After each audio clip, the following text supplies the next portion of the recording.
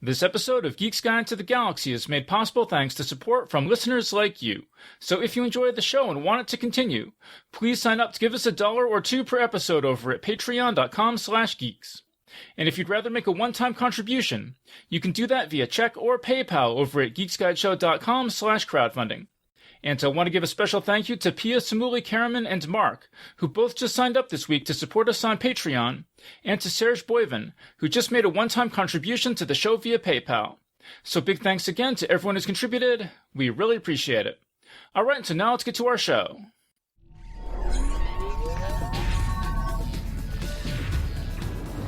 Wired.com presents The Geek's Guide to the Galaxy. And here is your host, David Barr Kirtley. Hello, and welcome to episode 432 of Geek's Guide to the Galaxy. Today on the show, we'll be reviewing David Lynch's 1984 movie Dune, based on the novel by Frank Herbert, and discussing the 2013 documentary Jodorowsky's Dune, about director Alejandro Jodorowsky's ambitious but ill-fated attempt to make a Dune movie in the mid-70s. And this is a follow-up to our panel on the Dune novel back in episode 417, so definitely check that out if you missed it. And I'm joined by 3 guests. So first up, we've got Andrea Kail, making her 17th appearance on the show. She's a graduate of the Odyssey Writers' Workshop, and her short fiction appears in the Writers of the Future anthology, Fantasy Magazine, and Lightspeed. She's the former script supervisor for Late Night with Conan O'Brien, and is currently a staff writer at WWE's Friday Night SmackDown. So Andrea, welcome to the show. Thanks, and thanks for having me back. The next up, we've got Rajan Khanna, making his 16th appearance on the show. He's the author of the post-apocalyptic novels Falling Sky, Rising Tide, and Raining Fire, and his short fiction appears in magazines such as Analog, Lightspeed, and Beneath Ceaseless Skies. His articles have appeared on Tor.com and LitReactor.com. So Raj, welcome to the show. Thanks, excited to be back. And also joining us today is Matthew Kressel, making his 15th appearance on the show. He's the author of the novel King of Shards, and his short story The Last Novelist, or A Dead Lizard in the Yard, was nominated for the Nebula Award and was a finalist for the Eugene Foster Memorial Award. His new novel, Queen of Static, is available now on his Patreon page over at patreon.com/Matt Kressel. So Matt, welcome to the show. Thanks for having me, Dave. It's great to be back. All right, so let's start off with Andrea and have you tell us about your history with this David Lynch Dune movie. I think I must have seen it in the theater because I remember being very excited to know that it was coming out. I was probably, so what is this, 84? I was a teenager, probably. We're not going to get into specifics, but I had probably, at this point, Dune was, the novel, one of the novels that was the foundational, one of the novels that made me want to be a writer. So when I knew that there was a movie coming out, I was very excited to see it. I don't remember hating it, but I sure don't remember loving it either. And over the years, it's, hey, look, let's just cut to the chase. It's a terrible movie. It's just awful. But, that said, I will never not watch it if it's on. And in fact, the reason I'd originally sort of brought this up to you, Dave, doing a thing about Dune, was because, Matt, you were there, or you were involved in this story. I had gone to KGB reading, which is a science fiction reading series that Matt's one of the hosts of. In New York City. And in New York City, correct.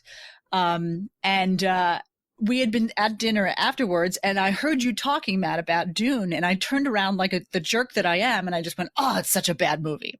But what I should have said was, it's a bad movie that I watch every time it's on. Now, I don't know if it's because it's Dune, or because it's just one of those movies that it's so terrible you got to watch it.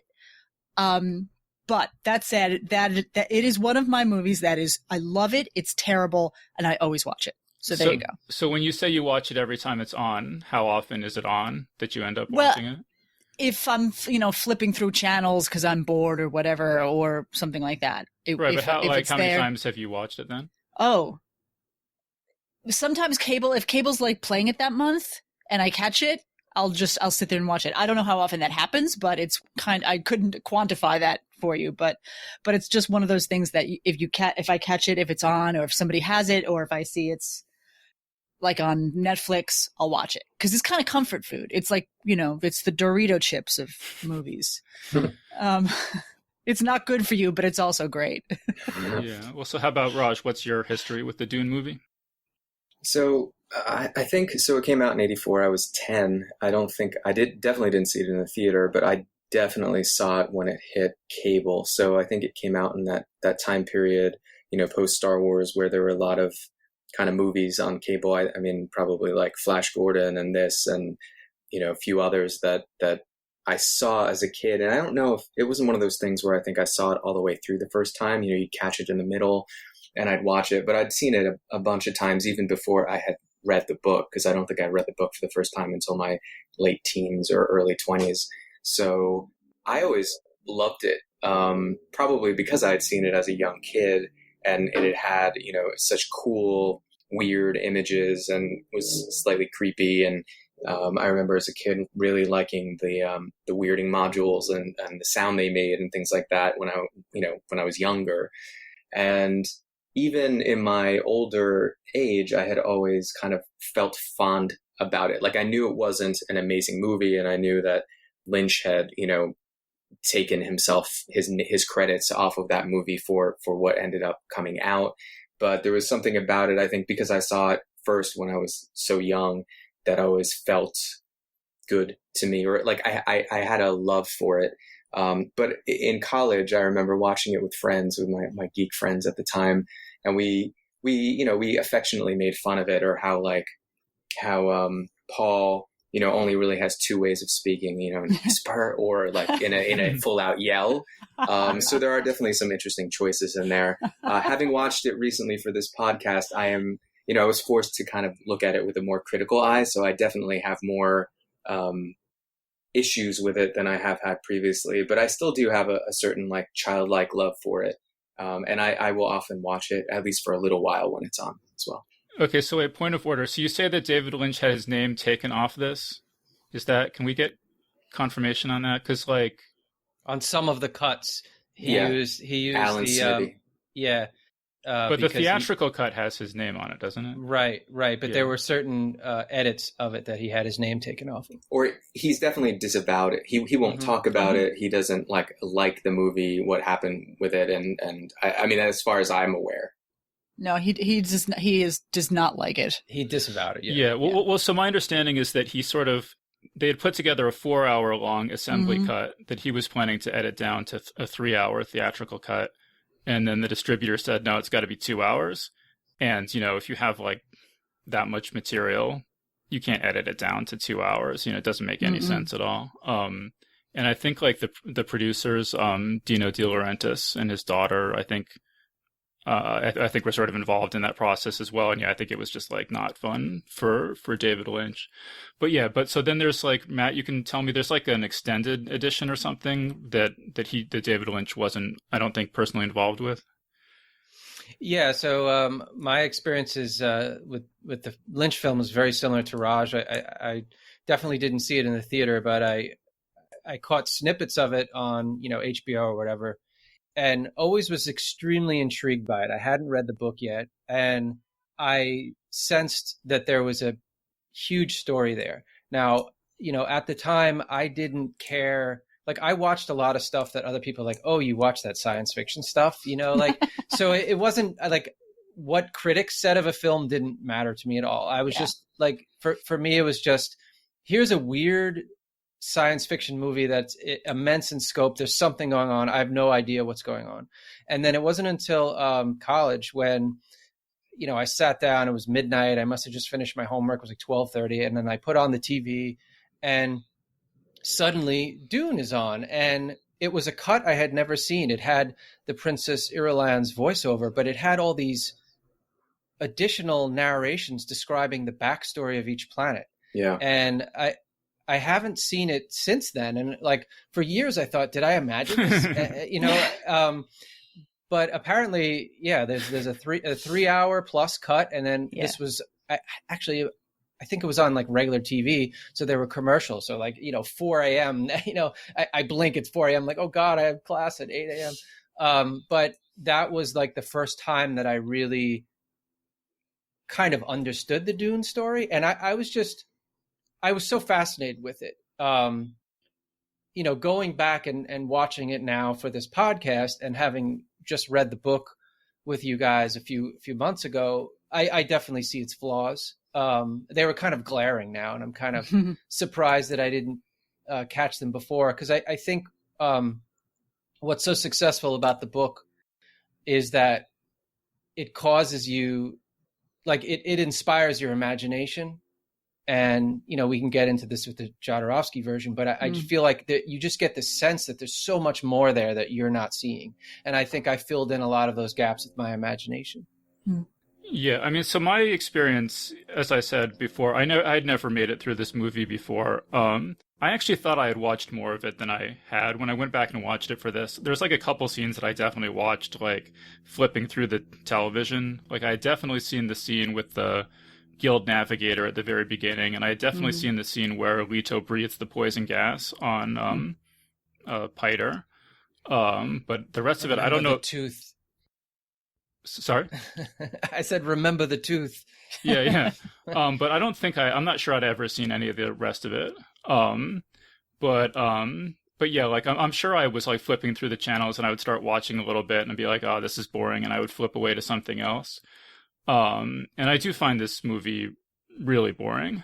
I watched the first, it's like basically 2 hours long. I watched the first hour, and I was like, this is okay. It's like really, really heavily expository, but it's okay. And I sort of lost momentum, and I went and watched Rick and Morty for a while, and I came back the next day, and I'm like, all right, I'm going to finish this movie. And it was really a struggle for me to make it through the second half, which is just like basically like the Cliff Notes version, where it's like constantly jumping forward in time, and it's all like weird psychedelic imagery and unconvincing action sequences and stuff like that. But yeah, so anyway, that's kind of my overall experience with the movie. But so let's start with the expository nature of the storytelling, because yeah, there's so much. And I guess I'll give the movie credit in the sense that, like, so many times in Hollywood, they'll take some big complicated book and just completely change it into something mindless and stupid. And they didn't do that here. Like, they obviously tried to actually do an adaptation of the book and leave in everything. But there's just way too much to have to explain in 2 hours. And so basically the whole movie consists of nothing but explanations of things that you don't really end up understanding anyway. But Andrea, you want to pick up on any of that? Well, yeah, I mean, that's one of the biggest, if not the biggest problem with the movie, is that it's all voiceover. You just jump from character to character, listening to their explanation of what's going on. And it is use the word boring. I guess it is boring, but it's also just like the worst kind of filmmaking possible. It's the laziest filmmaking you could possibly make. I'm sorry, David Lynch. I think David Lynch is a great director, but this was just everything from minute one was badly done. Matt, you were talking about the extended version. That's actually the version I just watched this morning.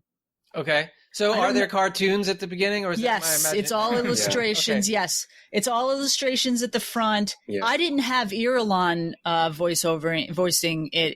It was just some, I don't know, random person voicing it, talking about what ended up being the Butlerian Jihad. Right. I probably imagined Irulan because that was the version that I had seen most recently. Yeah. Right. She does the voiceover for, I think, the one that was released, the 2-hour one, but this was the 3-hour one. So it has all this illustrations it's like concept art, right? Exactly. Concept art. But then it goes on, then the Bene Gesserit schools and the Spacing Guild. And then it goes into what would be present time, the year 10,000. And then it's actual, illustrations of Shaddam IV and Leto, and it just goes on and on and on. Is it like 20 minutes of just intro or something? Yes, it was about 20 minutes, and I'm sitting there going, "What the fuck?" It was painful. I mean, the illustrations were actually kind of cool. They were very, what I remember from like my childhood, they were very mid-century illustration art. I thought it was great.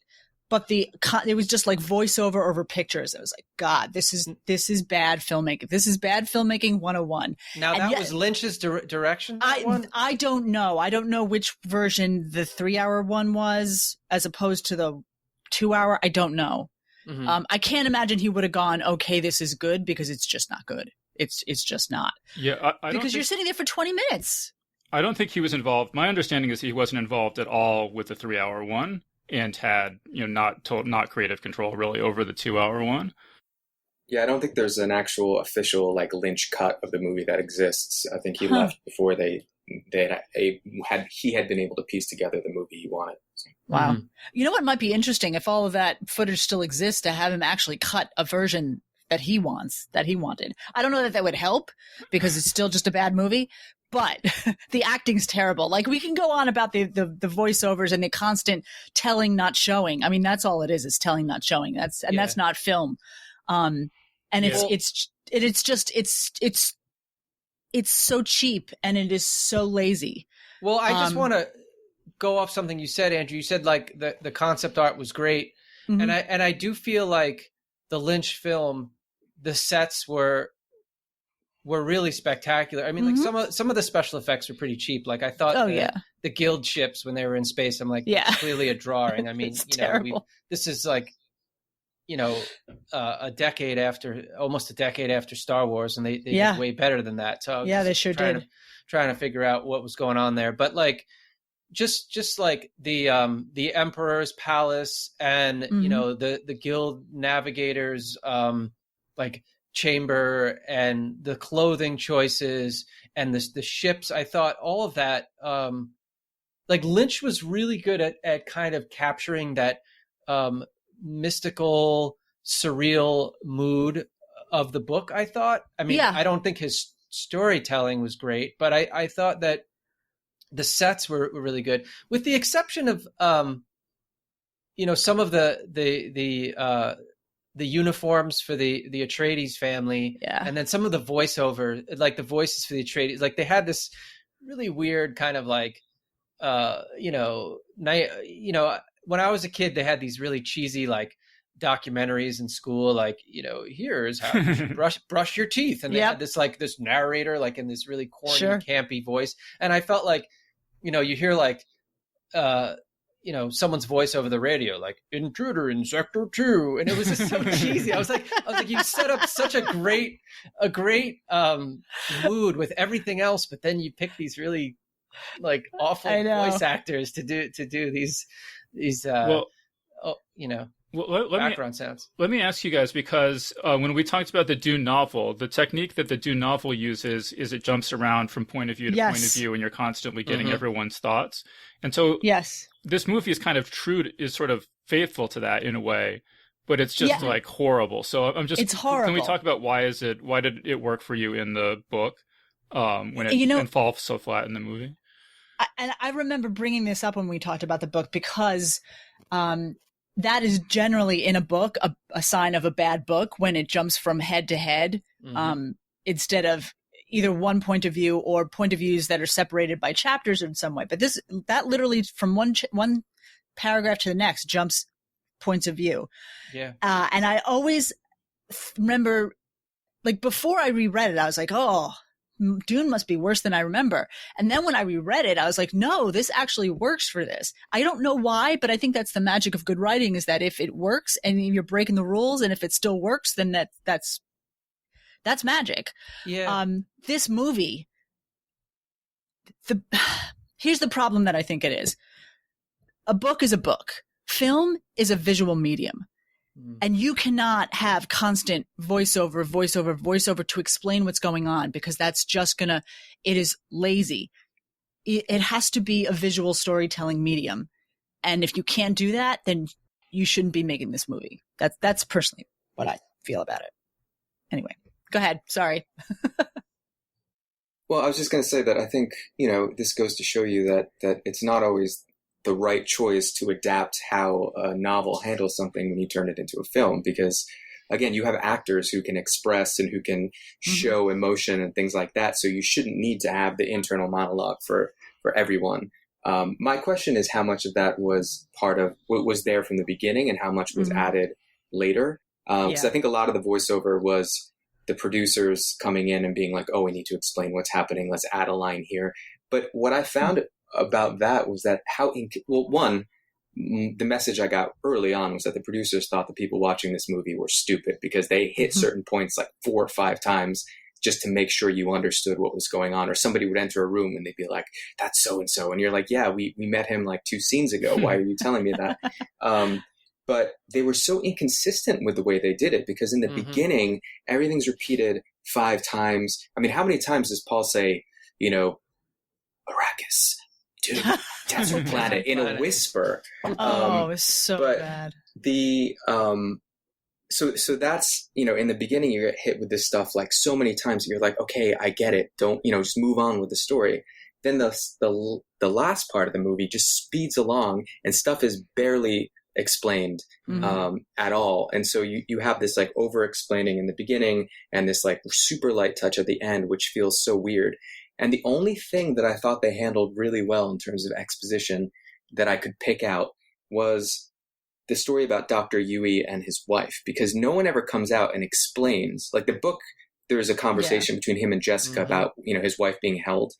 And that is something you can pick up from the film if you're paying close attention. You can pick it up. But they didn't feel the need to go in and have a big, long conversation about it. And I thought that if they had just been able to manage that through the whole movie, it would have been a lot tighter. But I think really they were afraid that people would be like, what's going on? And so they overcompensated. Yep. But also just one other thing about the internal monologue. It's like, it's all by whispers. And I just found the effect of that really just off-putting because like you're in a scene and then you have this guy thinking like this about whatever. It just feels weird.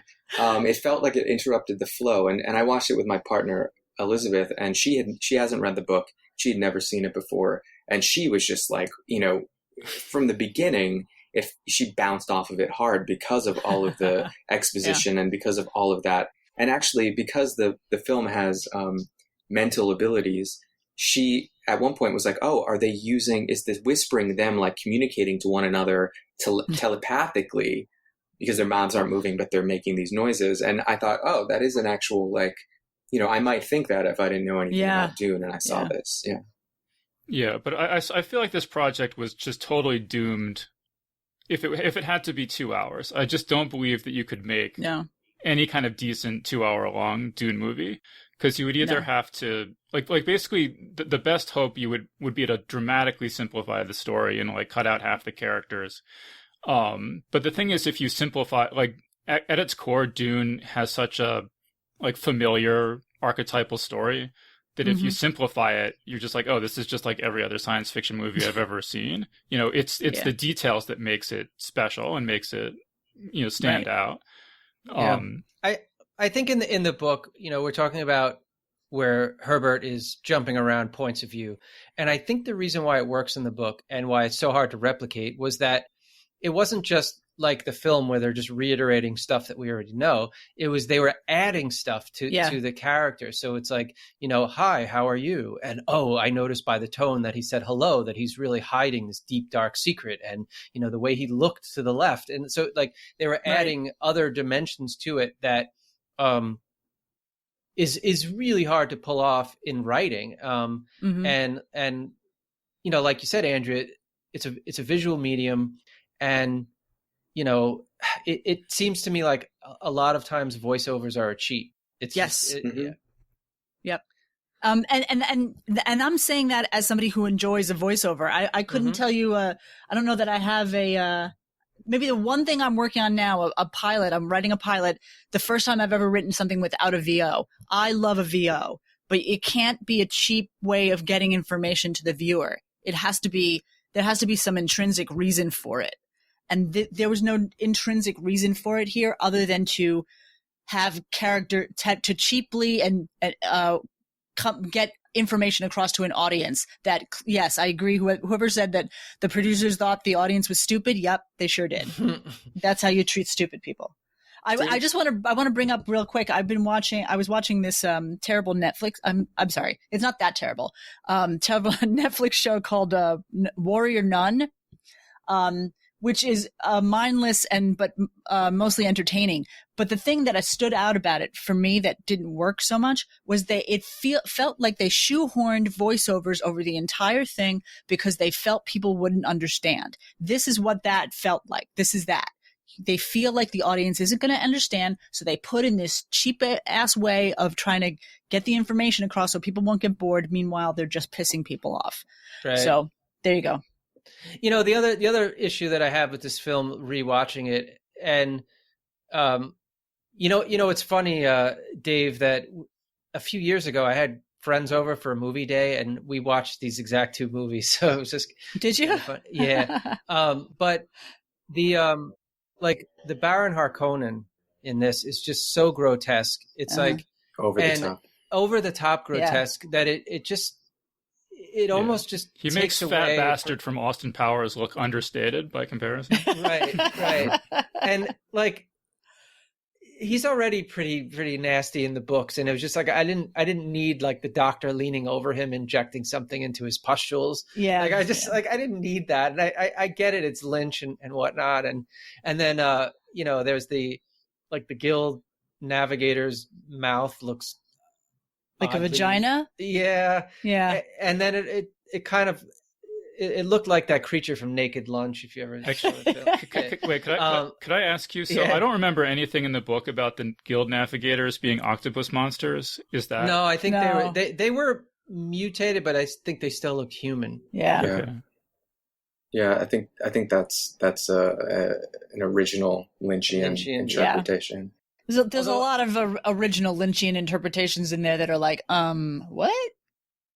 Like I did like the guild clothing, like clothing choices, and just the way like they have that, you know, it's far future. They don't need a giant translating microphone, but they, you know, he just speaks into it, like, and then you hear like there's a little delay, and it's like the Bene Gesserit witch must leave, and like it like that part was cool. So like I do feel that Lynch brought his own aesthetic to it that I appreciated, but yeah, there was a lot of really bad. Well, I agree with you, Matt, that the costumes and the sets and stuff were cool. Like, you know, yeah, that was, and I thought the cast, like Andrea's saying that the acting was terrible. I feel like the cast is like a good cast. I mean, you wouldn't know it from this movie, but it's like, you know, except for Sting. It's a good cast, but the acting is awful. Yeah. Sting is. I forgot. Sting is terrible. Sting was terrible. And I'm just like, yeah, he's not that good. But I have to say, it was worth it. He was very, very fit, though. I mean, you got to give him that. He was. Well, he's always been fit. I think he has a reputation of being one of the fittest. It's the yoga thing. He does the yoga, whatever that yoga is, where you tantric yoga. That's it, right? Yeah, but the film was worth it just to see Patrick Stewart charging into battle with a pug in his arm. You know, I forgot about that. I forgot that the house had a pug. And I know. I forgot too. Yeah. Dave, can I just address something you said earlier? Yeah. Just to throw it out there, but you said, you know, you can't really simplify Dune, but I do think the one thing they managed to simplify in this is just the role of Paul Atreides throughout the whole thing. So like this movie plays him as definitively a heroic messiah who basically, you know, meets the Fremen, and they immediately are like, yes, you're our leader. And you know, he is victorious in the end. And I mean, the end is kind of ridiculous, but I found that, again, I agree with you that there's so much to pack into a movie that it's almost impossible. And I actually have apprehensions about the upcoming film because of that reason, even though I think the director is amazing.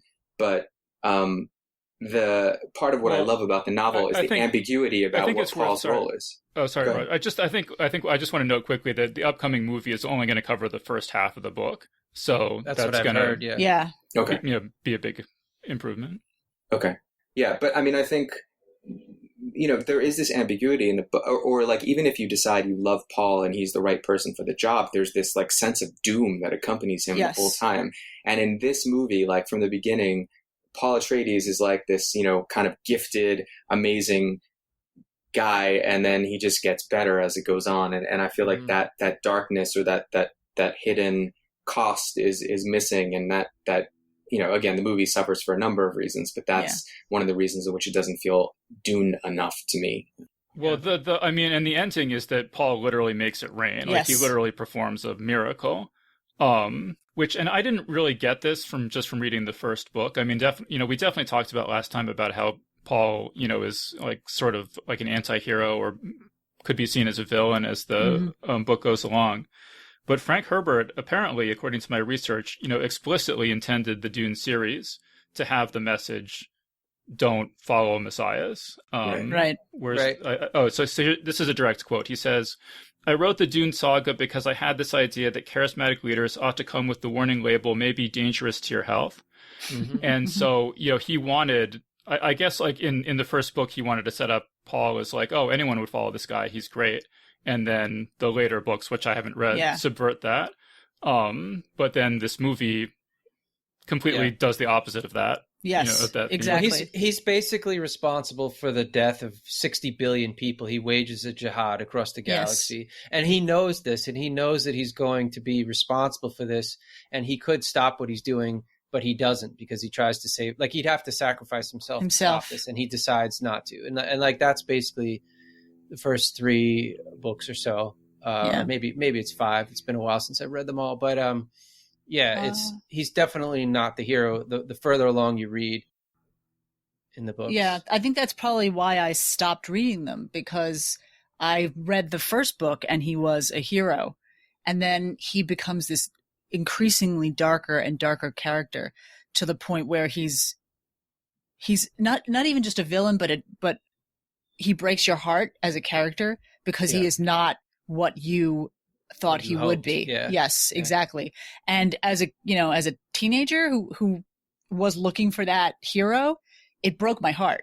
And I don't remember, I think I read up to God Emperor, but I don't remember much of it other than it being exceptionally painful experience. Well, I mean, this gives me hope for the new film, only because of we talked a little bit about this through email, that, in the trailer, they use a cover of Pink Floyd's Dark Side of the Moon. And, the lyrics of that song are like, the sun is eclipsed by a moon. Like the bright, shiny thing is eclipsed by this dark, hidden thing. And the way that song already is ominous. And then the kind of version that they do in the trailer is also ominous. So I think they're going with this idea that, like, he may not be this great hero you think he is. So I'm hoping that, they do subvert that trope. But, my fear is that, a general audience, like a worldwide audience for this, is not going, people are going to want that hero trope. They're going to want that, story arc, that they're going to expect that. So if they don't get that, I wonder if there's going to be a frustration or disappointment, because they're not getting that specific catharsis. But, Denis is a great director. Yeah. So I'm sure whatever he does, it'll be interesting. Yeah. Well, I do want to see that, what I loved about, and I have a lot of issues with the Lord of the Rings movies, but one of the things I really loved that they did was seeing the struggle, a Gollum's struggle between the evil and the good side. And I hope that they bring out that struggle that's in Paul through most of the second half of the book, where he sees the future, he knows what's going to happen, and he becomes this incredibly inside himself, not outwardly, but inside himself. He's this torn human being about what's about to happen. And I really hope they bring that out instead of making this Lynchian Messiah who makes it rain. Because watching that again was very disappointing. Because I hadn't watched. I watched it now the first time after having read the book and remembering exactly who Paul was. So it was painful actually to watch it this time, to go, oh yeah, they really botched the fuck out of this one. Let's bring this documentary, Jodorowsky's Dune, into this. And so if you haven't seen it, there was this guy, Alejandro Jodorowsky, who had made a bunch of successful, very, very bizarre, I mean, I haven't seen them, but based on this documentary, extraordinarily bizarre early movies, and tried to put together this Dune movie with an incredible cast that included like Mick Jagger, Orson Welles, Salvador Dali, and he's Alejandro Jodorowsky appears to be crazy, or a visionary, in a good way, like in a good way, Both. A little of both. And you have this is a must-watch documentary. Like you have literally have no choice but to watch this documentary. It's so you can't miss it. It's just so amazing. Like every minute of it is so amazing. Yes. Yeah. So how about Raj? Had you seen this Jodorowsky's Dune before? I have, and I think I saw it first at Matt's house. I think I was there that day that we watched it, because I was trying to figure out who I'd seen it with, and then I was like, maybe it's Matt, and then you mentioned the back-to-back, and I think maybe I was there for that. But it's been a while, and so kind of watching it again felt brand new again, and it was still kind of a wondrous experience. Like it's almost a story within. I mean, it's definitely a story within itself, but you can imagine it being a film of itself, you know. And he's such a powerfully kind of engaging speaker about art, about the making of this. And I watched it again with my partner, and she loved it too. Like she said, I love this way more than that Lynch movie. But yeah, it's not only about this movie he tried to make, but it's kind of, also a bit of a meditation on what it is to be creative and what art and Hollywood, so I thought it was great. I had totally forgotten the part. I think it's Dan O'Bannon that they're interviewing, and he says like when he talked to Jodorowsky, he's like, I could see like an aura come out of his eyes and like mandalas and all this stuff. He brought over some very special marijuana. Pot, yeah. Yeah, that was great. And a lot of people said, that he's like, he's like a cult leader, and this was like a cult, That's exactly what it sounded like to me when I was watching it. Yeah. So Andrew, what was did you just rewatch this? I watched it for the first time last night. Oh wow! So what did you think? I had a good laugh through all of it. It was really amazing.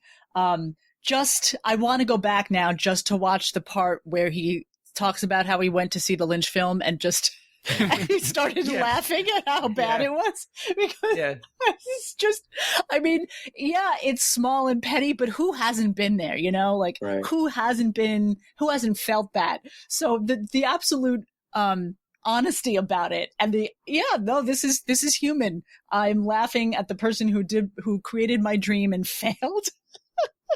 I love that scene. Then, and the other thing that stuck out most to me was the scene where he talks about how he's changing the whole story, and how you can't have children if you don't violate the woman, and I was basically raping Frank Herbert, but I did it with love, and it was just what yeah.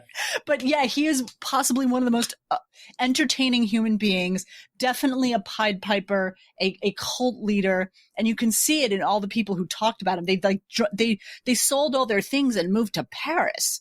Yeah. He's going to Dali, who is famously cuckoo. He went to was it Orson Welles and said, I'll hire the chef of this restaurant to cook for you. I mean, it was crazy. But all of that said, I'm really happy he didn't make that movie, because I think I would have hated it. I would have hated it. Well, all of the changes he wanted to make seemed incredibly dumb to me. Yes. So you had Leto is castrated, and there's like Paul is born by an immaculate conception from Leto's blood. A drop of blood. Yeah. Not immaculate, it's DNA. I mean, what I thought was smart about that was that, we already know that Jessica has the power to change, for example, the poison in the water of life to not be or whatever it is she does. She can convert things. And so to take blood and to make it into something that could be, that worked to me in some kind of metaphysical way, which I think he took Dune as a starting point for what his vision was, which was this kind of, like he talked about, a film that could, awaken consciousness in anyone who saw it. And so it was more of like this delivery system for his message in a way. Well, let me just finish. And then the other big change is that he wanted to have, when Paul was like, has his throat slit at the end, and then his consciousness goes into everybody on the planet, and then the planet becomes green and verdant, and then it flies around the universe, like spreading changing the universe everywhere it goes. Yes. Which again is like, it's like it's like, if David Lynch reversed the theme of the novel, Jodorowsky wanted to reverse the theme of the novel and then multiply it by 1 million. Right. Yeah. Like, I mean, he basically just wanted to make Paul Jesus. I mean, that's like basically like, yeah. So,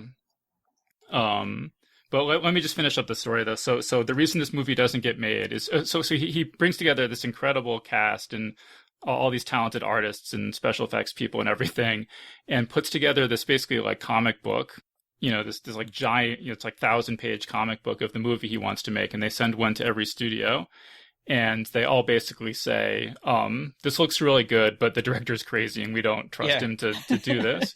And I just want to read 2 quotes. So this is, Jodorowsky says, "I said, if I need to cut off my arms in order to make this picture, I will cut off my arms. I will do it. I was even ready to die."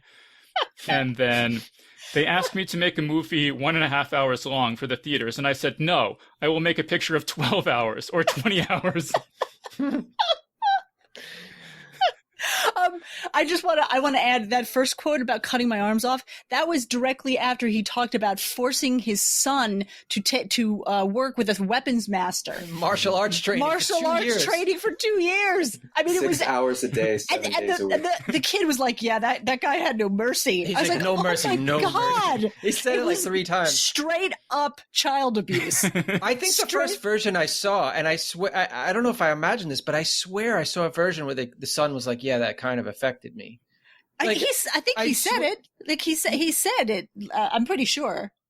I don't know. Maybe it was just me afterwards thinking like, God, he must have been traumatized by that. It was totally traumatizing. And even Jodorowsky was like, yeah, maybe I can't believe I did that to my son. But it's art. Oh, it's my art. God. You sacrifice for art. Yeah. See, Matt, you must have watched the extended edition. It has yes, right, the 4-hour version with illustrations. But yeah, so Matt, what was it like for you rewatching this for the panel? I liked it even more the second time. I mean, he's such a crazy visionary. Like my introduction to this, it was weird. I kind of backed into it. So, from my other panels that I love Blade Runner, and some of the like concept art that Ridley Scott was inspired by was Mobius's work on the Incal. Yeah. And so I started reading the Incal and the Metabarons like way before I saw this.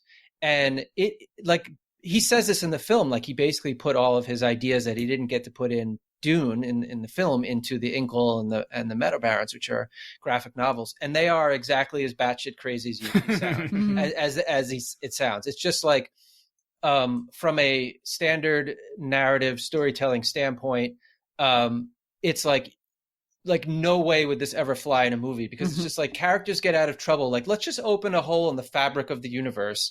And then they would just do it. And then they just go, and then they'd end up in like a completely different part of the universe. The story would completely change. Like, it was just so, I can't even describe it. Like, if you haven't read the Incal and give it a chance, because it keeps building on itself and building. If you haven't read it, I absolutely recommend going out and reading them all. There's a lot. And then, the Techno Priests were good, but I really love the Metabarons. And I think in the Metabarons, he has that exact thing that you were talking about, Raj, where the woman transmutes the blood into semen to, impregnate herself. I mean, it's just crazy. It's this,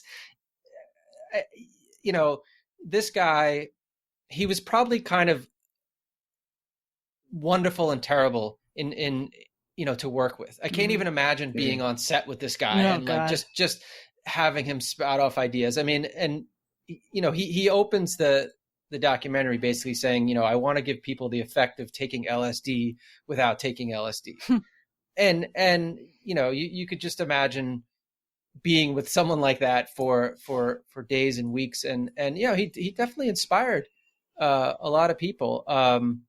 The art from it, like they say in the documentary, a lot of it was used in, or at least inspired other films. Some of it was a little bit of a stretch, but it was very clear to me, I think, that the Alien Resurrection, or not Alien Resurrection, the Prometheus.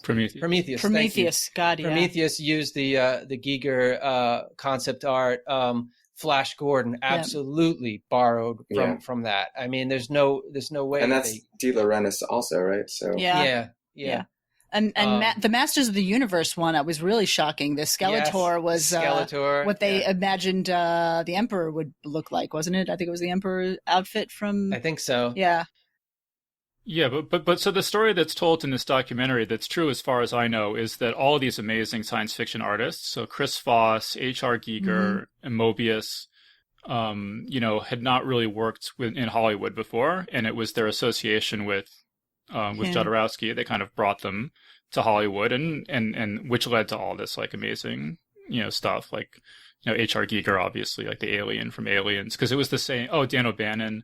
Yeah. Was working on this Jodorowsky's Dune as well, and so that's how he met H.R. Giger, and then they did Alien together, and so I think I agree with you, Matt. Some of the thing, a lot of times where they're like, oh, this, from Star Wars came from this, like a lot of those things, in many instances seem like kind of a stretch to me, but I think it's like bringing that group of people together and introducing them all to each other and introducing them to Hollywood, I think was like hugely important. Yeah. I also love Jodorowsky, where he's like, and I just walked into a restaurant and the person I wanted to meet just happened to be there. Wait, so what was it? Like Dolly happened to be at the same hotel he was staying at. And then there was the Mick Jagger one, which I wasn't sure if he just showed up at the party and Mick Jagger happened to be there. No, I think, wasn't it Mobius just happened to be it? Yeah. Was it Mobius? It was all of them. His agent. He went to his agents. Yeah. Wasn't it? Oh, yeah, that's right. He went to his agents, and then he's like, and Mobius just happened to be there. My agent.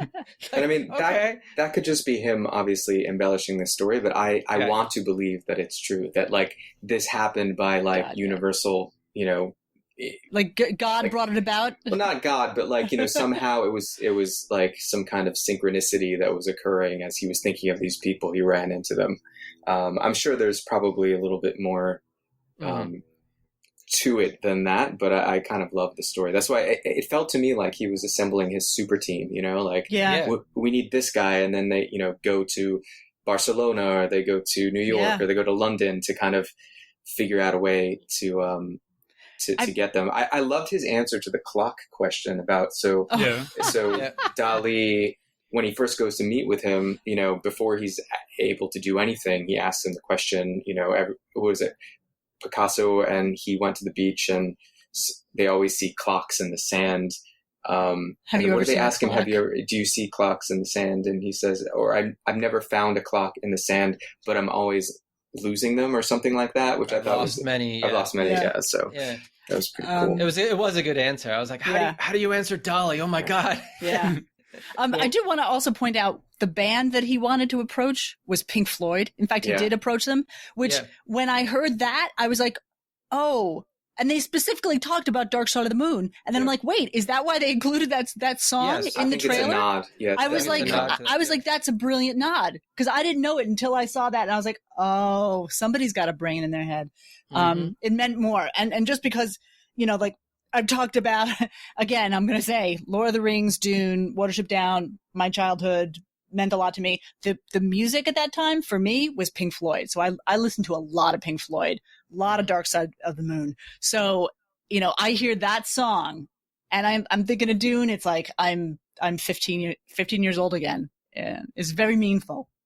Well, so Raj, when you're talking about him putting together like his super team, I love the part. There's this. He's like, I needed spiritual warriors, And so there's a part he goes to meet with Douglas Trumbull, who did the special effects for 2001. Yes. Who's like the most, lauded special effects artist in Hollywood, and they meet, and Douglas Trumbull keeps interrupting him to take phone calls, and Jodorowsky's like, "We're out of here," he says to. I forget who he was with. Mobius. Was it Mobius? He's like, we're out of here, and Mobius is like, how can you say no to the biggest special effects guy in Hollywood? And this is Jodorowsky's reply is, he was a big technician, but for me, he was not a spiritual person. He has nothing to do in the creation of a film that was a profit. So, yeah, but Andrea said, I'm kind of with you, Andrea, that I'm glad that this movie, well, I would love to see it. I would love to see the visuals, but like, I can't imagine it being thinking it was an actual good movie or like a good adaptation of Dune. But I'm just curious how, like, Matt, how do you feel about, would you like this movie? I mean, as an artistic experiment, I would have liked to have seen it. Yeah. I mean, but I feel like it inspired so many other things, and it would have been a disaster. It would have been a beautiful disaster. There's so much concept art that's out there, and I'm sure there's versions of this book that he sent to the studios out there that I could easily see them making some kind of animated version of this. Yeah. And, maybe not, obviously, actually they could even get Mick Jagger to, some of the people are still around. They could get, it definitely wouldn't be Herbert's version. No. But yeah, I mean, the concept art looks really, really cool. A lot of it, I think, by today's standards, looks a little dated. Like I thought the spice ships, like that kind of. Yeah. It looked almost like the pirate ships. The pirate, the spice was very, very cool. That was awesome. But I feel like today's CGI special effects, it might look a little dated when against them. On the other hand, there's a unique aesthetic there, so maybe they could do something with that. But I mean, I feel like the myth of it might be bigger than the actual film. If the film had been made, everyone's like, oh yeah, that. Yeah. But now it's like, oh my God, the film that was never made, and everyone puts like Dune itself, everyone puts their own imagination on it. Yeah, it's true. It would have been a disaster, and it's much better as a legend, as a myth, than it is as an actual thing. Although I find it really interesting that Nicholas Winding Refn was like, it would have been the greatest movie ever. Really? I don't know. How about Raj? How do you feel about that? About whether it should have come out or not? Yeah, would you have liked to see Jodorowsky's Dune? I guess my immediate reaction was like, I would like to be able to journey to an alternate reality where it was made and watch it. But I do think that at this point in time, for example, he talks about somebody, like you said, Matt, making it in animation from his script. I kind of don't want to see that without him involved. I don't want to see the Hollywood 21st century version of that. And I think what I would really, I wonder, they say there's only 2 of those books in existence, and we see some of the panels and we see some of the images. I wonder if, he's 91 now. I wonder if when he dies, then they might release, like a book of some of that stuff. Okay. Maybe not the whole thing, but like images and the parts of the script and storyboards. And I think that would be enough, I think, to just get a sense of this. I feel like he says even in the movie that it exists as a dream right now. And I think that is kind of a cool way to kind of keep it. I would be afraid that somebody would ruin it. Right. And, we're already getting a new Dune film from someone else. So I think, like as a kind of inspiring model, I think it's great. But what I would love to see, I'm surprised if somebody hasn't already tried to do this, would be like just a dramatization of the story, like a narrative version of it. Somebody needs to make, I was just thinking the same thing. Somebody needs to make this movie about the making of this movie. Yeah. And that would be a great film. God, he did say, like, why not a 10-hour film, a 20-hour film? And, he was laughed at for that. But I feel like that's what television narrative is now. Like, that's what a season of a show is. No, that's what it is now. It's exactly. He was ahead of his time as far as delivery of how it should be, not even created, but it consumed. This is what his medium should have been. Current television, Netflix, this sort of thing. Right. Yeah. I mean, he was definitely ahead of his time that way. I mean, the Sci-Fi Channel did the Dune miniseries, which I thought had some problems, but I Yeah. thought overall I enjoyed it, and I thought it was. And we'll be talking much about that closer in to an the book. upcoming episode. Right. We would, And you know, so there's the TV adaptation there, but I feel it almost as if they could slow down and really do the novels well. And I remember reading, I don't know, like what's going on now with the pandemic, but that there was talk of doing a Bene Gesserit Right. TV series. yeah, I heard that. Which could be I really would- interesting. Yeah. I think it was going to be called Dune: The Sisterhood, but I think I heard it's not, like, it's kind of like got axed, but that's a shame, because I think that, you know, and I think Denis Villeneuve was doing that was somehow involved with that as well. Mm-hmm. I saw somebody on Twitter, and I don't remember who it was, otherwise I would say, but questioning, you know, like why they think that Dune, like, so we already talked about how to, you know, it's difficult to pack all that information into even a 3-hour movie. And, you know, this new upcoming one is going to split up one book into two, but that, you know, questioning the idea of whether this whole ongoing series could ever be like a franchise, like Star Wars movies. And I kind of agree with that. Like, I think it's a difficult task. And I'm not saying that, you know, maybe this new movie has cracked it and has come up with a great way to do it, or maybe they've focused in on certain elements, which I think has to be necessary in this kind of thing. But, you know, it may be one of those, you know, I don't want to say unfilmable books, but like one that's really, really hard to do. And as a series, I kind of question how, you know, like, it's not going to be a Star Wars. Star Wars is a different animal. But, you know, well, because it's not a fun adventure. Exactly. Star Wars is fun for kids. None of the other books after Dune. I mean, Dune is as upbeat as it gets. The rest of them are just brutally painful, frankly, for me, as I recall. Yeah, and I heard, like, the early buzz on the Denis Villeneuve movie, I heard it described as a, quote, brutalist nightmare, which sounds amazing. Yeah. I mean, but I sort of, you know, I would not be surprised if this is another, you know, because he also directed Blade Runner 2049, which I thought was spectacular, but, you know, was not a financial success. No. Oh, it wasn't? No. Oh. And so I could see, you know, because he works. I forget the cinematographer's name, but he works with this amazing cinematographer. They took him out of retirement to make him to force him to do Blade Runner 2049, as I recall. But apparently, the two of them said to each other after the movie, you know, didn't perform at the box office, they're like, "We made the most expensive art house movie ever made," you know. Yeah. And I could see his Dune being sort of a similar thing, where, you know, it appeals to critics and Dune fans and stuff. Well, he explicitly said that he didn't want to do another Blade Runner. He said he wants to do an action film. He said it's going to be like a big budget action film. Whether or not, I mean, from the trailer, I mean, it's definitely not Star Wars. It's definitely not, you know, the heroes. No, but there's a lot of fighting. There's wars going on. Yeah. There's people with guns, with knives. You know, it's much more action than, you know, Blade Runner 2049.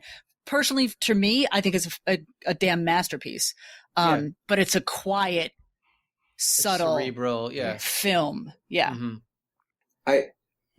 I find the nod in the trailer to Jodorowsky's Dune a little bit interesting, because, I mean, if you think about what he wanted to make, it was this very colorful, kind of surrealist, uplifting, metaphysical, you know, spiritual kind of movie.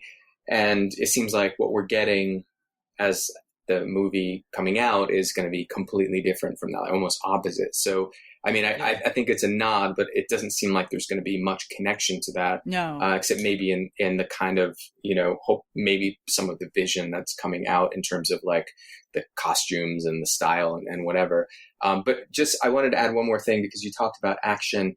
That was like, I had a few things that were my main issues with the David Lynch version. And one of the things that I found really kind of frustrating in rewatching that movie was how the action seemed so disconnected. You'd have a character sitting in a room saying something, and then you see somebody running on a field, and then explosions, and there was no like continuity there. So, you know, I will say this, whether or not the movie is successful, it'd be really cool to see like large scale, like Fremen battles and sandworms coming out and like, all that kind of stuff in a way that I don't think we've ever seen. Yeah. Well, my issue with because I mean, as I said, I only read the book once, but I thought that they all had these personal defense shields, and so all the fighting was done hand-to-hand combat with knives. And then in the David Lynch movie, at the end, it seems like they're all just shooting blasters, like in Star Wars. Yeah. Yeah, they're very explicit in the book that you can't use lasers with shields because then you get an atomic explosion. Yeah. And then everybody dies. It was basically laser battles at the end. Yeah. But there were parts of the Lynch film, like individual scenes that I really liked. I really liked when Paul takes the water of life, and in the film he goes out in the desert, and then all of a sudden like the worms are hovering around him, and you hear that kind of like Tibetan almost chanting like in the background. I found that to be effective. I think Lynch is really, really good at setting moods. I think, Raj, you were talking about there was someone's talking and the next thing they're running across the desert and there's a battle. I think a lot of that may have just been editing. Really bad. Yeah, really bad editing. Stuff left on the cutting room floor. Yeah, no, you're probably right. I mean, I agree, Matt. I actually kind of liked the sort of psychedelic imagery in the Lynch movie, and that was why he was a good choice, on paper to direct the movie, is because there was this match between his sort of weird sensibility and the more kind of trippy aspects of Dune. And in some of those moments, you got the sense of what this movie could have been, if it I don't know, just focused on Paul and his like internal state or something. But like, if it was, I mean, I don't think that would have been a successful movie either, but it would have been really interesting if it was just like more of a sort of spiritual psychedelic kind of interpretation of his story. And like even with the guild ships when they're traveling from Caladan to Arrakis, and they're the Atreides ships are flying into the ship, and there's like the doorway to the ship is just like this gilded door, this gilded frame, and it just like little touches like that. I'm like, that's great. Yeah. Like that, it wasn't like this kind of like brutalist. You see this like it wasn't like the Nostromo in Alien. It wasn't just like hard edges and lines and antennae. It was like this beautiful gilded doorway that the ships are flying into, and I'm like, yes, I like that. So I'm hoping. I mean, I've seen a little bit from the trailer that they incorporate some of that in the this is thousands of years in the future, and I would like to see something weird and beautiful. Yeah. Well, what I noted from the bits we saw in the trailer was that it seems to have this very same color palette as the Lynch film. The desert colors. I don't think you can get away from that. It is what it is, but it has that same look to it, I felt. Does like the art direction, the wall. There's one shot where he's standing in front of this amazingly carved like wood wall. At least that's what it looked like. And in the Dune movie that I just watched this morning, there's all this beautiful woodwork. I think they're going. It's the same visually as the Lynch movie. I just think it's the content. Yeah, that is. I thought the Caladan scene in the trailer looked very Game of Thrones. Like when they did the aerial shot of it looked like King's Landing to me. Oh yeah. I mean, I need to see a still frame of it to get a better look, but I was like, oh yeah, that's kind of Game of Thrones-ish. Raj, was there anything else you wanted to mention? I don't think so. I mean, I'm definitely looking forward to seeing the movie when it comes out. And yeah, thank you for giving me an excuse to rewatch, Jodorowsky's Dune, because it was really fantastic. I just want to reiterate what you said, that somebody needs to make this as a film. And since I'm looking at the cast list for the current Dune movie, Javier Bardem has to play Jodorowsky. Oh yeah. Oh yes. Perfect. That would be great. Yes, he would. Yeah.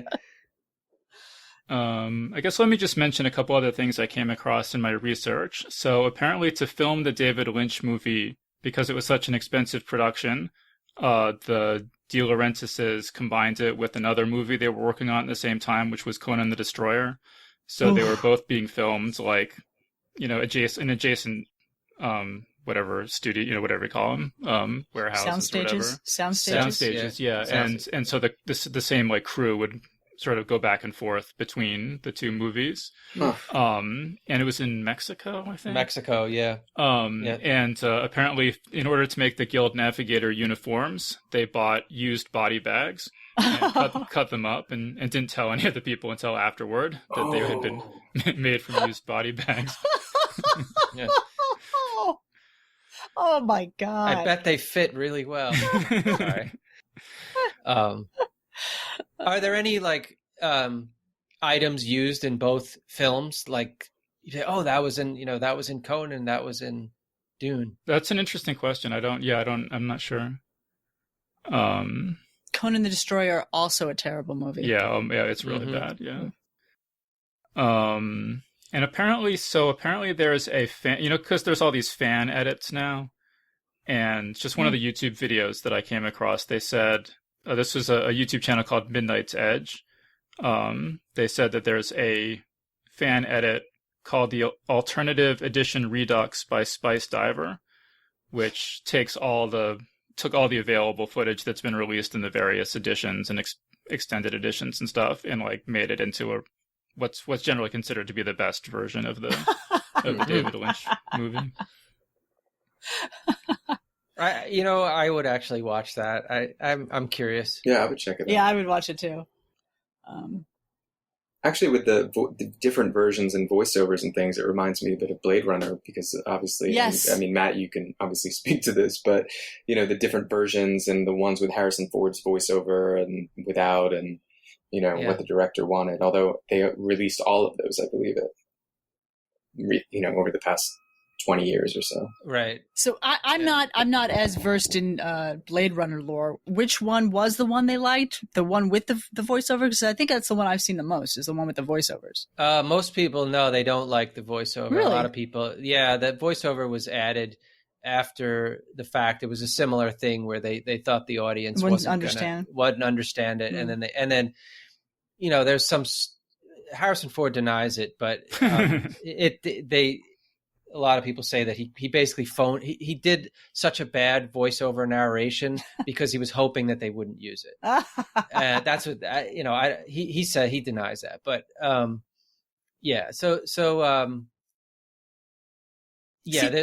there's the one without the voiceover, which most people like, and there's the final cut does not have the voiceover either, but just has like a few extra scenes that were cut out of the. It's funny that out of the various versions. For actually having now gone off on VOs and how I don't think they work. For some reason, for me, it felt like it did work for that, specifically because it's a noir film with it was supposed to be Chinatown. Yeah, exactly. It's Chinatown. 40 so years in the future. So you get you get the detective giving you the voiceover. I don't know. That's why it works for me, but. Well, that was the version that I saw originally, and I always loved it. And I I'd rather be a killer than a victim. Like I could still quote all that stuff, but yeah. In defense of the Lynch voiceover, I mean, like the book does have, most of the early chapters, I think, are like excerpts, right, from Princess Irulan's book or something like that. But again, I think they adhered too much to that idea. Which they could have easily cut out. Well, I thought it actually, in the Lynch theatrical cut, I thought it actually worked really well, her narration right at the beginning, where she says, there's like the Spicer, she's like the space navigators and stuff, because like so much of that stuff is really either not in the book or doesn't get mentioned until 3/4 of the way through the book. Like the basic setup of like this spice is valuable because it allows you to travel through hyperspace. You can only get it on Arrakis.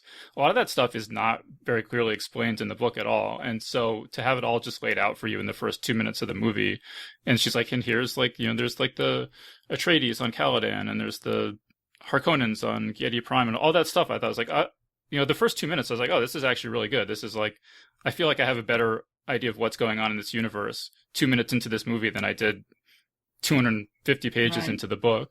Yeah. But then it just kind of went overboard with trying to explain everything. Yeah. For no good reason. Didn't need it. Yeah. And there are a lot of times where people are saying something to another person that other person should know, but they're explaining, the as you know, Bob kind of thing. Yeah. So. Yeah. I also have to say that I often quote Alia when like, I guess there was an adult dubbed over Oh, that like was the so child's voice, terrible. but I kind of love it when she goes, he is the Kwisatz-Haderach. I do that. I do that all the time. People look at me like, what are you For talking he about? is the Kwisatz-Haderach. She is definitely one of the best things about that movie. So creepy, Right, yeah. delightfully Yeah. creepy. Yes. I mean, it'll be interesting to see in the new movie if they're able to do it. I don't know. I haven't heard whether they're planning to do voiceover really or not, but I would imagine certainly not to the extent that this does. But it'll be interesting to see if they do it without voiceover, how well that works and how much they're able to get across of the story. And then also, like, how trippy is it going to get? Or is it going to be more, like, is there going to be anything like in the Lynch movie where there's like hands, spirals with hands flying at the camera or anything like that? Yeah.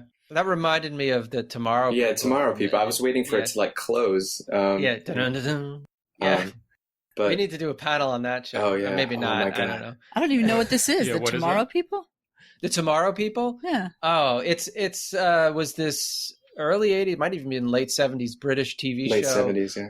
about these kids that it's basically kind of like More Than Human by what's the author's Theodore name? Sturgeon. Thank you, Sturgeon. It's kind of like that, where like these kids suddenly wake up and they become like, they're basically Homo superior, Right. and they have these special powers, and they all like there's like this AI computer that is their Tim. helper, I guess, and they Raj, help me out here. What? Yeah, so- they basically solve world problems. Yeah, I mean, like it's like a series. You know? They're the next phase of human evolution. They're all kids, and as kids they call it break out, so they'll start having, the main powers are telepathy, telekinesis, and teleportation. So but instead of teleportation, they call it jaunting, which is one of my favorite things ever. But so like kids will just start in their preteens, have telepathy or move things around with their mind, and they bring them into this group which they call the Tomorrow People. And at first they're just stopping like bad guys and helping people, and it's sort of like Doctor Who-ish for teenagers. But later on, they start working with the Galactic Police and going to other planets and stopping aliens, which is of course awesome. And it went on for quite a long time. I mean, I have the whole series on DVD, but it was one of my favorite things to watch as a kid because it used to be on Nickelodeon. If anything, just go and listen to the intro music. It's like the most techno surreal. Like it does not sound like a kid's show. It sounds like you're about to it sounds like a Pink Floyd or something. Like it's just really intense, psychologically trippy. Yeah. I just want to point out that the jaunting terminology, that's from Stars My Destination. Right. Yes, Stars exactly. My Destination. Exactly, yeah. Which I didn't know back then, but I still love that word. I guess I want to bring up this issue of as I said, that Frank Herbert's goal with writing the series was to question the idea of the Messiah hero. And then we've had the film that basically reinforces the idea of the Messiah hero. There was the other Jodorowsky's Dune that would have done the same thing if it had actually gotten made. And so it seems like everyone, certainly before I did research for this panel, I had kind of heard everyone say, or kind of the general consensus seemed to be, the first book is really good. And then they kind of go downhill after that. And you don't necessarily need to read the other ones. And so I just think it's interesting that his whole theme or whole raison d'etre for writing the series has kind of been obscured, right, by the by the people being more interested in the first book than in its sequels. Well, yeah. Sorry, on rereading the book, one of the things I found, just again, I think I read this the second book and then the beginning of the third, and then just kind of petered out at that point. And I think I might have to go back and read them now, having read that interview with him. But I do think that there's, I guess you can walk away from Dune, especially depending on your age or how you're experiencing it as this kind of Messiah message where, Paul is the hero. But I think, especially reading it now, what I found utterly disappointing is that at the end, Paul has the power to break the system entirely. Mm-hmm. And he doesn't really do that. He basically co-ops the system. So he tries to kind of steer it, but he maintained, he marries Princess Irulan, and he maintains his title as, king of, not king, but Duke of House Atreides or whatever. And, I kind of found that I wanted him to stay with the Fremen and just kind of completely revolutionize the whole system. And I know that's part of what his desire is, to kind of get into it and change it. But it is an interesting thing about how even he can't escape that kind of weight of the structure that is around him. And I think to me, that was kind of part of the evil about the story, is that he just rejoins back into it, but then adds a whole, violent war to the galaxy as well. Yeah, well, I think Denis Villeneuve is aware of this in the film because, or at least in the trailer, right at the very end, you see that guy kneel down and said, "My Duke," and that's right when the music reaches crescendo about there's a dark side of the moon, like basically, yes, they have this blind faith in him, but that might not be a good thing. So I'm hopeful that Denis is aware of this, but I'm concerned that like you were saying, Dave, that people their interest seems to wane as the books go on, and that's when Paul becomes less of the hero. So I'm very curious to see how the director's going to handle it in the film, and how people are going to react to that. But is there plans for him to make the rest of them? Or is it just I think it's to see how well this one does. This one does. I'm sure they're all contracted to do it. Sign on for 4 or 5 movies, something like that. Yeah. It's just, I don't think they're less well written. I think it's because it defies people's expectations of what they're looking for. I think it's human nature to want a Messiah character. And when we see the dark side of the Messiah character, we go, "Oh, it's too painful. I can't deal with it." Right. Escape or catharsis. Exactly. It was interesting, actually, because I listened to an interview with Frank Herbert, and he said, the first, I guess the first novel was, I think it was serialized in Astounding in 2 parts or something. And then he said that he tried to sell the next one, that was the next book, to Campbell, and that Campbell rejected it. And he said that he thought the reason was because Campbell, this is Herbert's opinion, had built the whole magazine around this idea of you can be a superhuman, you can have psychic powers, wouldn't it be awesome to expand your mental capabilities and stuff? And he said that by subverting those ideas, or questioning them, it made Campbell not interested in that direction that he was taking in the story. So it's kind of interesting that it seems like, people have been kind of rejecting his more serious themes from the very beginning. For decades, people have wanted the superhero, not the flawed hero. I honestly just think it's a human nature. People want a sky god to tell them what to do. Just my personal observation of I don't know, maybe I'm getting a little too personal here, but my family was from Sicily, and I grew up with a bust of Mussolini on my kitchen counter, and we used to sing fascist war songs because my great uncle was fought in Eritrea in the 30s. And one thing I know about fascists, since I grew up with them, is they love a strong hand. People like to be told what to do. Freedom of thought, freedom of choice, freedom itself it's a responsibility that a lot of people just don't want. I don't know, maybe I'm getting a little too into it here, but that's just personally, people want messiahs, people want a god, people want a big brother, people want somebody to tell them it's going to be okay, here's what you do and everything will be fine. They also want a savior. Yes, they want a savior. And they also want somebody to blame when things, or to blame when things go wrong, or to say, well, that's just what it's supposed to be. It's a way of not taking responsibility for things that happen, whether good or bad, but especially bad. But I think that's what this is. He was busting that myth of the Messiah that your Messiah, there's a dark side of that too, and you shouldn't rely on them. And I think that's hard for people as human beings to accept. Which is so interesting because the book is one of the most popular science fiction books of all time, and yet that's the one thing that people often miss. Yeah. Well, that's what podcasts are for, bringing the truth to light. That's right. That's where changing the narrative. The dark truth that people don't want to see. We force you to look at it. And it's ugly. It is so Yes. Yeah. We're like the Bene Gesserit don't want to look at whatever the other half. yes, really that is make them a place I can't look. Yeah. Well, that was an uplifting way to go out here. Woo! Someone tell a joke. Quick. Did anyone? Well, no. Obviously. Okay. I also just mentioned in my research, I thought this was interesting because, as I said, last time, I didn't really remember much about Frank Herbert's biography, but I said reading, for example, that dinner scene where there's all the subtextual currents and all the things. So I was like, this is obviously someone who knows a lot about politics or something.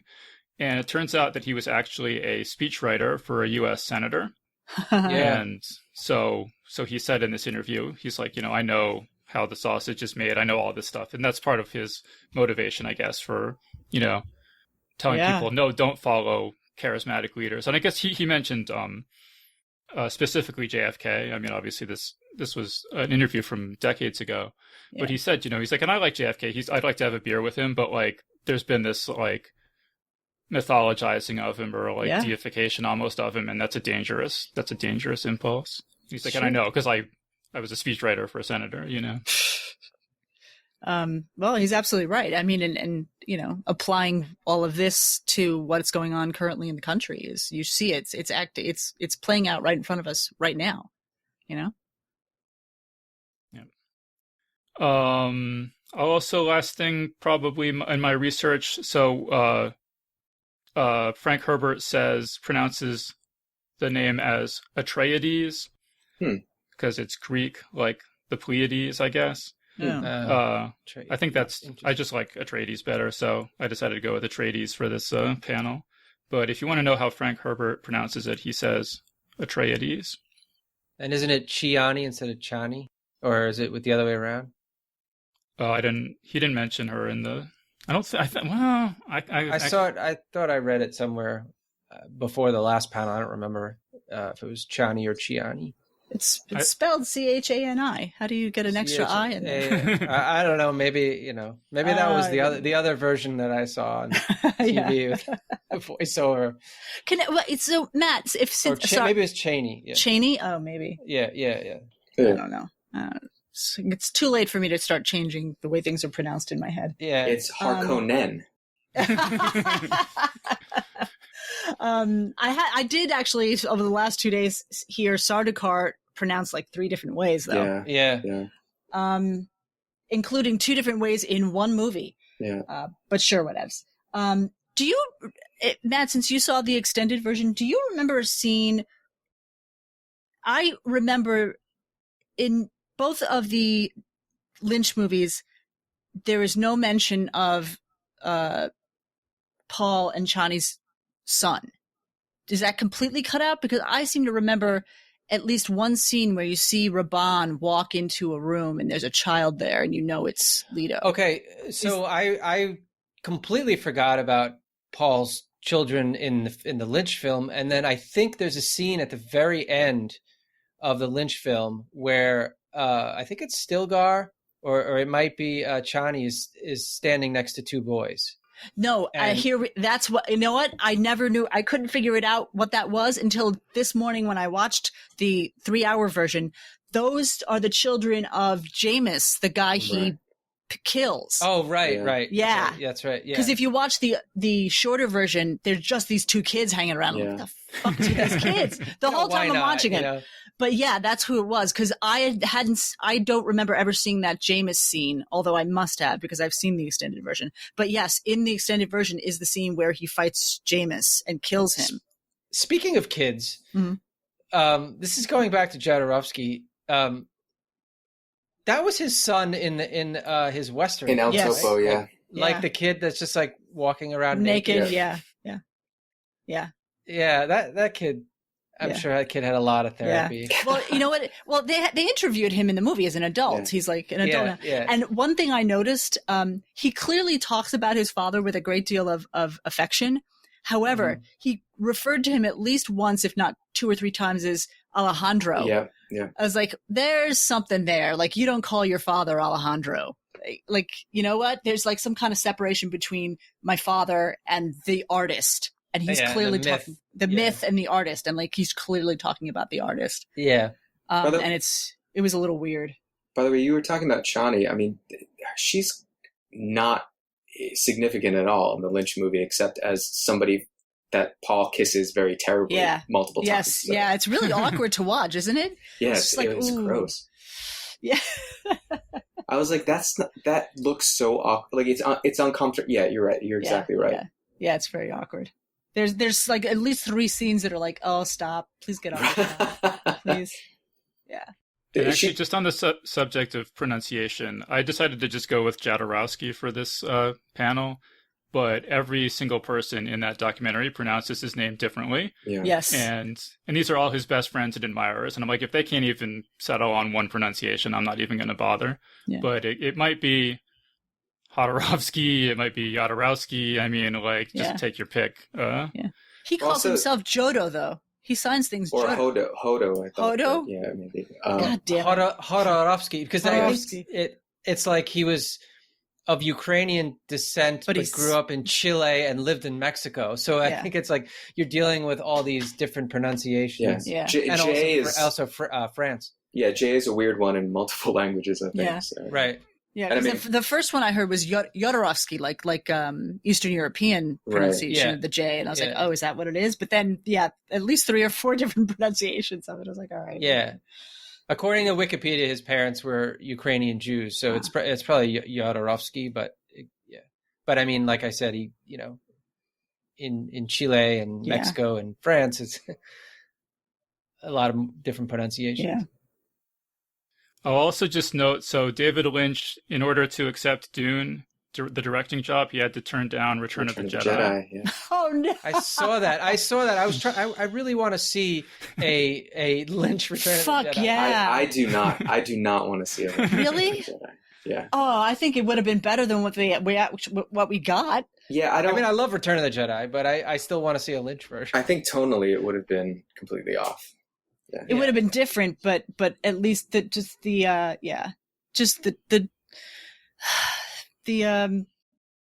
little bear characters. Fuck. Ewoks. God damn! Why did they do that? Like the cuteness I would like to factor. see a David Lynch Star Wars movie, but maybe not the third in a trilogy, probably. So. That's just me. Well, wasn't there talks of Quentin Tarantino doing a Star Trek? I did. I have heard that. I wonder what happened with that. I think I heard that went away. Yeah. Although I'd love to see it. Yeah. Lots of cursing and blood. I think he would have. He could have directed Rogue One, and that would have been astounding. Yeah. Oh, that would have been cool. Yeah. Yeah. And Rogue One is my favorite Star Wars movie. Anyway. So. All right, cool. So we're all out of time. So when we start wrapping this up, so Andrea, any final thoughts on Dune? No, just can't wait to see the new one. I've been watching that trailer for like 3 days now. Yeah, the new trailer looks awesome. I don't know if we actually said that explicitly. I mean, I didn't honestly love the Pink Floyd music, as I said, but I thought it was beautiful. Great. Yeah, it looks beautiful. And I don't know, if we're real quick pass it talking about the trailer. I think the casting is perfect. Timothée Chalamet looks fantastic and is actually closer to is actually the age that Paul is supposed to be. Zendaya is fantastic. And Jason Momoa is, I can't wait to see him sword fight. Anyway, I'm really looking forward to that movie. Yeah, absolutely. Raj, final thoughts? I'm also looking forward to the movie. I would recommend that people watch Jodorowsky's Dune, which is actually free to watch on Amazon Prime if you have Amazon Prime right now. And like Andrea, I hope that they make a narrative film version of the story. So, and thank you. And Matt, final thought. Love the new Dune trailer. I'm really looking forward to it.